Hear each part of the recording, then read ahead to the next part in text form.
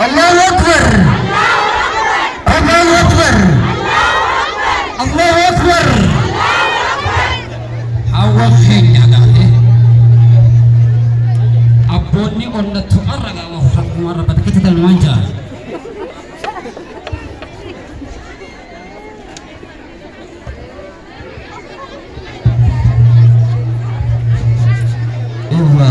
Bukti jirani hawan Kenya hangani desan sagamtatan awal kita fitani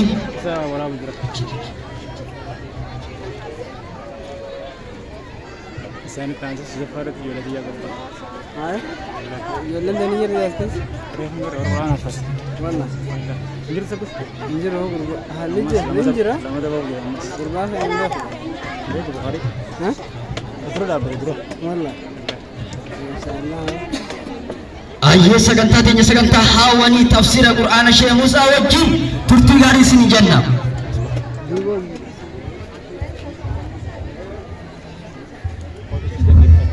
مجازم بركب مجازم بركب أنا بركب بركب خايدي بركب طلع كل شيء إيه دي جين ريح كشتي ورا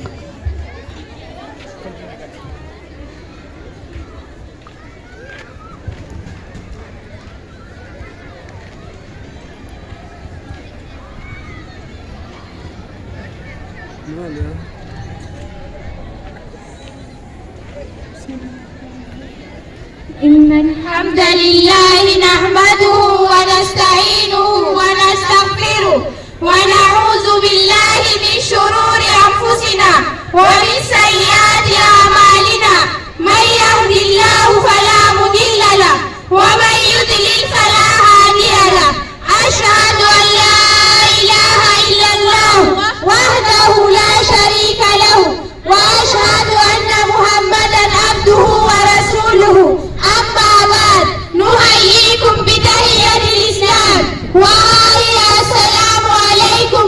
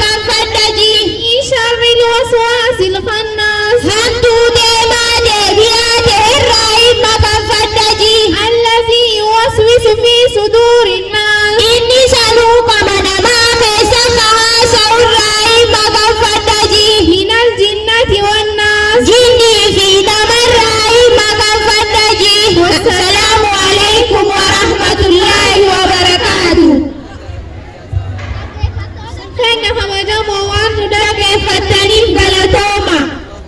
Allahu Akbar. Takbir. Sagaleen akka saamunaa nyaadhamaa jirti. Gabanumaan of koltaa isiniin jechaa. Ayyoo sagantaan keenya takka lama jechaatti fuulduratti jiru. Amma hawwan keenya kallattiin bakka nu deebisaa takbiirtaan. Allahu Akbar. Allahu Akbar. Allahu Akbar. Allahu Akbar. Takbir. Takbir. Allahu Akbar. Takbir. Allahu Akbar. Ayyeega sagantaan itti aantu sagantaa nashiidaa markazaati. Nashiidaa markazaa boodaan sheeka keenya qaalii kabajamaa fi jaalatamaa oomisha abdii boru kan ta'e sheeka keenya kan halaala dheebochaa turre sheek Usmaan Durriititti nu aana isa biratti nashiidaa markazaa kishif jennee walitti deebina. Nashiidaa markazaa bakka jiran irraa gamaa waltajjiitti nu affeera. Allahu Akbar. Eeyyeen inshaallah osoonii fi ijoolleen hin dhufne dura bakka jirtanii bakka jirtanii haa ishiidaaga ijoollee dhiiraa maarree foottaa miti ta'a ajaa'ibaati. Kiyaasee sagalee teessan qaxxa. Waa sagaleen keessan mee hojjetu akkasii hundinuu bakka jirtanii saa ijoolleen dhufaatii jiranii nashiidaa markaza hawwan akka ajaa'ibaa barachuu isaaniitis if keessatti kan hammattu abboota atoo maal taate tajattu waan isiin jette maal haasa'u dhuftanii waliin dhageenya inshaallah taasisuudhaan ijoollee shamarranii kan nashiidaa markaza takbiirtaan as baasa. Allahu Akbar. takbiirtaan as baasa tartakka sossoosa. Allahu Akbar.